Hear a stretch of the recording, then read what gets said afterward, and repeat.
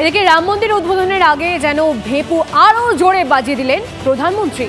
অযোধ্যায় নমর মুখে রামের জয়ধ্বনি, বললেন 22শে জানুয়ারির অপেক্ষায় দেশ, বিশ্বকে দিশা দেখাবে অযোধ্যা।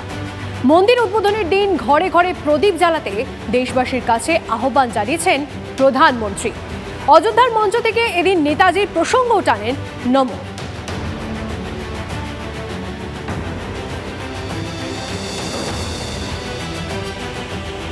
এদিকে রাম মন্দির উদ্বোধনের আগে আকাশ ও রেলপথে আরও কাছে অযোধ্যা।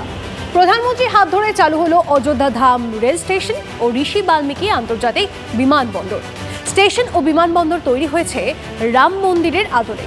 6টি বন্দে ভারত ও 2টি অমৃত ভারত এক্সপ্রেসের উদ্বোধন করেন মোদি, যার একটি পেল বাংলা। চালু হয়ে গেল মালদা বেঙ্গালুরু অমৃত ভারত। অযোধ্যার যোগাযোগ আরও সুগম, সহজেই ট্রেনে বা বিমানে পৌঁছে যাওয়া যাবে রাম মন্দিরে। মন্দির উদ্বোধনের আগেই চালু হয়ে গেল অত্যাধুনিক সুবিধাযুক্ত অযোধ্যা স্টেশন ও বিমানবন্দর।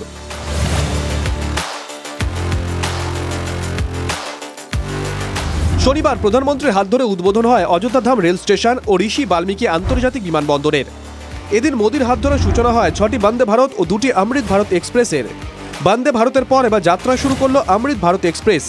মালদা থেকে বেঙ্গালুরুর মধ্যে চালু হলো একটি অমৃত ভারত, যা সপ্তাহে একদিন মঙ্গলবার সকাল 8:30টায় ছাড়বে মালদা থেকে। মঙ্গলবার সকাল 8:30টায় একটি অমৃত ভারত বেঙ্গালুরু থেকে মালদার উদ্দেশ্যে রওনা দেবে। এই ট্রেনে মালদা থেকে বেঙ্গালুরু যেতে সময় ধরা হয়েছে 42 ঘন্টা। অমৃত ভারতে মালদা থেকে বেঙ্গালুরু যেতে স্লিপারের টিকিট 805 টাকা আর দ্বিতীয় শ্রেণীতে ভাড়া 485 টাকা। অমৃত ভারত এক্সপ্রেসের সর্বোচ্চ গতি হতে পারে ঘন্টায় 130 কিলোমিটার। এই ট্রেনে কোনো এসি কামরা থাকছে না। পুশ-পুল পদ্ধতিতে কোনো যাত্রীবাহী ট্রেন চলবে, অর্থাৎ ট্রেনের সামনের মতো একেবারে শেষে একটি ইঞ্জিন থাকবে। এই পদ্ধতিতে ট্রেনের গতি বাড়ানো এবং কমানোর প্রক্রিয়া অনেক দ্রুত হবে। মালদা থেকে সরাসরি বেঙ্গালুরু পর্যন্ত যেতে পারবেন এবং এই ট্রেনটা হচ্ছে অত্যাধুনিক প্রযুক্তিতে তৈরি, যাতে সব রকমের সুবিধা আছে। যেখানে পরিযায়ী শ্রমিকরা যেতে পারতেন না, এখানে কোনো ট্রেন ছিল না, আজকে এই ট্রেন পেয়ে আমরা খুবই খুশি, খুবই আনন্দিত এবং আমরা মাননীয় প্রধানমন্ত্রী নরেন্দ্র মোদীজি এবং রেলমন্ত্রী অশ্বিনী বৈষ্ণবজিকে অযোধ্যার ট্রেন স্টেশনের উদ্বোধন হলেও এ নিয়ে খোঁচা দিতে ছাড়েনি বিরোধীরা। এগুলো সব গ্লিমি। মানুষের আরও উচিত রেলের আগে যাত্রী সুরক্ষার উপরে বেশি জোর দেওয়া, সেলফির ওপর না দিয়ে যাত্রী সুরক্ষার উপরে বেশি জোর দেওয়া। রেল স্টেশনের পর অযোধ্যায় ঋষি বাল্মীকি আন্তর্জাতিক বিমানবন্দরের উদ্বোধন করেন প্রধানমন্ত্রী নরেন্দ্র মোদী। উত্তরপ্রদেশ সরকার ও এয়ারপোর্ট অথরিটি অফ ইন্ডিয়া যৌথ উদ্যোগে তৈরি হয়েছে এয়ারপোর্ট। 821 একর জমির ওপর তৈরি অযোধ্যার এই বিমানবন্দর 20 মাসের রেকর্ড সময়সীমার মধ্যে যা তৈরি হয়েছে।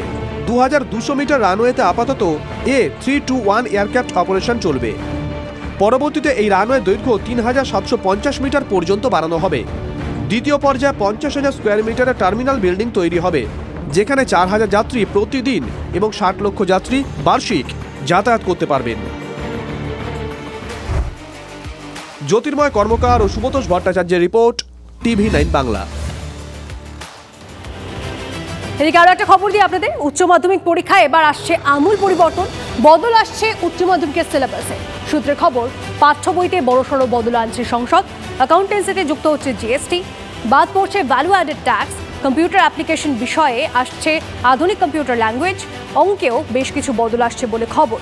পড়ুয়াদের আরও বাস্তবমুখী করতে এই সিদ্ধান্ত বলে জানা গেছে। এই সমস্ত পরিবর্তন আনতে কাজ করছে 47টি সাব কমিটি। 31শে জানুয়ারির মধ্যে সিলেবাসে সংশোধন জমা দিলে তা বিকাশ ভবনে যাবে চূড়ান্ত অনুমোদনের জন্য। সব ঠিক থাকলে 2026-এর উচ্চ মাধ্যমিক পরীক্ষার্থীরা নতুনভাবে পরীক্ষা দেবেন। সিলেবাস যখন একসঙ্গে আমরা রিভিউ করছি, এটাকে আমি রিভিউ বলবো, নট রিভিশন, কারণ সব জায়গায় কিন্তু রিভিশন হবে না। বেশিরভাগ ক্ষেত্রে আমরা সবকটা সাবজেক্টকে রিভিউ করছি, যেখানে যেখানে প্রয়োজন মতো পরিবর্তন করা দরকার শুধু সেখানেই হবে। এবার যখন এই রিভিউ করা হচ্ছে তখন একসঙ্গে সিলেবাস বাইফার্কেশনটাও করা হচ্ছে। আমাদের প্রস্তাব অনুযায়ী ফার্স্ট সেমিস্টার হচ্ছে এমসিকিউ, সেকেন্ড সেমিস্টার হচ্ছে শর্ট অ্যান্সার টাইপ কোয়েশ্চেন এবং ডেসক্রিপটিভ কোয়েশ্চেন। সেক্ষেত্রে এমসিকিউর প্রশ্ন করার জন্য সেরকম, হ্যাঁ, সেই হিসেবেও কিছুটা সিলেবাসকে তার মানে উপযুক্ত হতে হবে।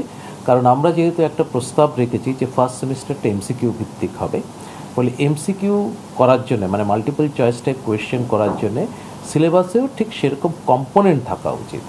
এবং সেই এমসিকিউ প্রশ্নগুলোও কিন্তু এমনভাবেই হওয়া উচিত যে কিছু সিম্পল থাকবে, কিছু মডারেট থাকবে, কিছু একটু হাই স্ট্যান্ডার্ডের থাকবে, বা যেগুলোতে একটু ক্রিটিক্যাল থিঙ্কিংয়ের দরকার হয়। কারণ আলটিমেটলি স্টুডেন্টের সাবজেক্টে ফাউন্ডেশন কতটা হচ্ছে সেটা কিন্তু দেখাটা ভীষণভাবেই দরকার, এবং সেটা কিন্তু এমসিকিউ দিয়েও কিন্তু খুব ভালোভাবে দেখা যায়।